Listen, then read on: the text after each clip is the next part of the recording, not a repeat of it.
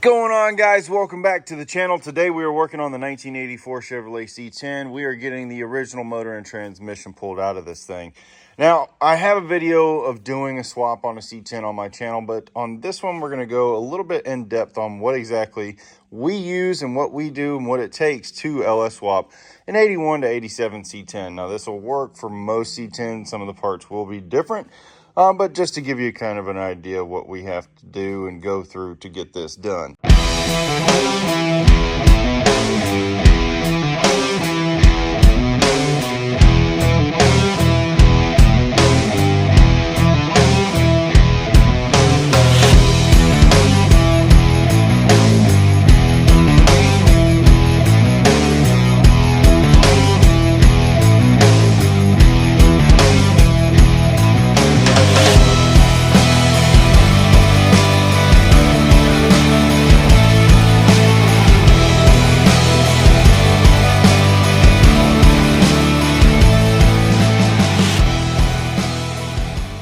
We just got this thing pulled outside here. We're ready to pressure wash it. We got everything off the firewall and we've got everything off the core support. So we're gonna hit this thing with some degreaser and get it pressure washed.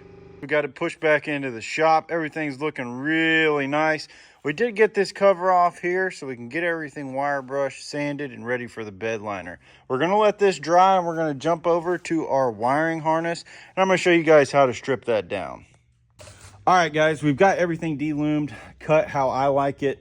Or at least what we can do with this harness. Somebody had gone in and spliced everywhere. So we're going to go over all the wires that we use here in the shop, what they are, what they do, and then how I do wire up my electrical system. Now, this is the bulkhead. This is a 10 millimeter. It pops out, and then you kind of bend these tabs, and you can pull the other tabs out. There are four main big wires in this bulkhead for the engine side connector. You're going to have two 12-volt positives. Usually these would go down to your starter, and they'd have an inline fuse in them. I do cut them as long as they can be until they're spliced. One of these was spliced by somebody actually here. So that's as long as I keep that wire. And these two, I cut them the exact same length, and I'm going to run them to an automotive breaker box. You can get it at O'Reilly's, any part store. I don't have a part number for it, but it looks like a little black box that's got a button on it and a reset switch. You'll run these to the load side of that switch, and then the battery side, you'll run a bigger wire than both of these from that to the 12-volt post on your battery. Now, this is going to cut out the inline fuses. You don't want to have problems with those. I don't run anything across the firewall or anything like that. We keep them super clean. That's how those go. And then you've got a pink 12-volt key-on ignition. This would usually go down to your distributor. It does have power while you're cranking the vehicle. You could use this for your harness. Usually I'll use them for relays, electric fans, anything that I need a little bit bigger of a wire and a little bit more juice. And then you're going to have a purple wire. This is going to be your solenoid starter wire. It gives the signal when you turn the key. You want to leave this one as long as you can. When we were pulling it out, this one got cut, so we will run a brand new wire, depin this, put a new pin in, and run the exact length that we need and put a new terminal at the bottom. If you do keep the terminal, keep this full length, don't cut it usually ever. Just cut the end off and then put a new ring terminal on there. Make sure you got good connection and something solid there.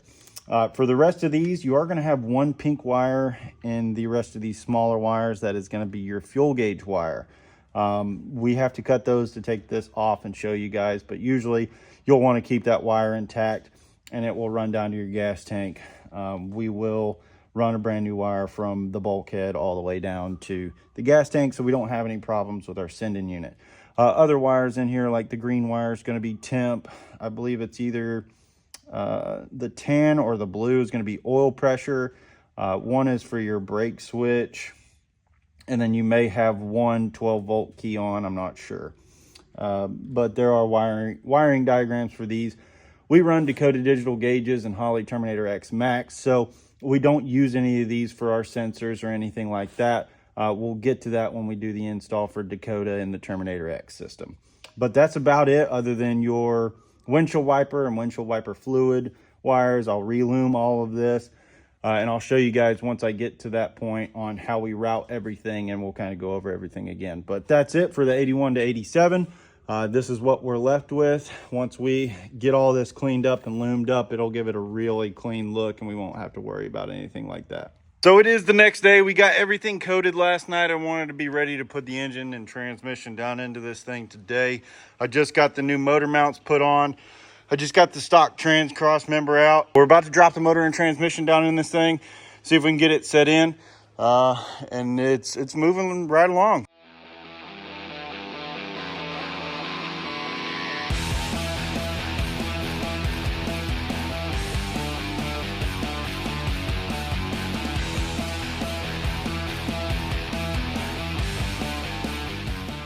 All right, so as you guys just watched, we got the motor and transmission sat down in its forever home. It's not coming back out. One and done. That's how I like doing them.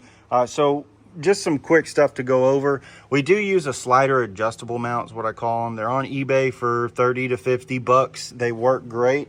Then we also put on our braided transmission lines before we installed it. I just like doing that. It's something I don't have to worry about. And then afterwards, I put the harmonic balancer on. I'm about to start on the ICT billet accessory brackets for the alternator, compressor, power steering pump. We're going to get all those put on, and then I've got some parts coming from the parts store, and I'll give you guys an update when we get that done. All right, guys, so we're going to go over a couple of things that we've already gotten done here, like our ICT front billet accessory drive. When you order the Old Air Products AC kit, they will usually come with a compressor bracket. We opt to do our own, so we just get the compressor from Old Air Products, and that saves us some money on the AC kit, and we get a uniform look when it comes to our serpentine system. As far as the water pump, we've got an O2 Camaro LS1 5.7 water pump, and then you have to space them out. I think it's about 0.7 inches with water pump spacers. You can get those online. We've got a brand new alternator where you're running a truck style power steering pump and a Sandin 508 compressor from Old Air Products. As far as the radiator, we're running a Champion radiator. It's a dual pass LS swap, so both the inlet and outlet are on the same side. This is going to allow us to run really clean radiator hoses, make sure everything looks real nice. We took the stock fan shroud cover, cut it down. We're going to sand this and bed liner it, but this radiator is not going anywhere. Dual 14-inch fans with a fan shroud. This radiator should cool up to 750 horsepower, so we'll have no problems there. Moving to the engine, we are running an LS1 intake. If he wants to upgrade in the future, he can. Not hard to do. Stock fuel rails, and then we're running brand new 36-pound injectors from Holley. As far as our headers, we run a V-band Camaro swap header. I run these on most of everything that we build. Don't have a lot of problems out of them. V-band is definitely the way to go. Don't get the 3-bolt flanges. They blow gaskets all the time. Little stuff like aftermarket vent tubing kit that'll come out right here, go with the radiator hose, and go straight into the cooling system. In front of the radiator, we've got our Old Air Products condenser all installed. This thing went together and bolted right in. Was a great product from Old Air Products. Going into the interior of the truck, we got everything pulled out, and I just put in an order from LMC Truck. It's probably 70, 85 items. We're going to be totally doing the interior on this truck, dash pad, door panels, carpet, all the plastics, radio, Dakota digital gauges. We're going to be installing the Terminator X Max system here soon. So you guys stay tuned. That's it for this video. Just kind of giving you guys a rundown. We'll start on the electrical next video and get this thing knocked out. So if you haven't already, check out our other videos and stay tuned.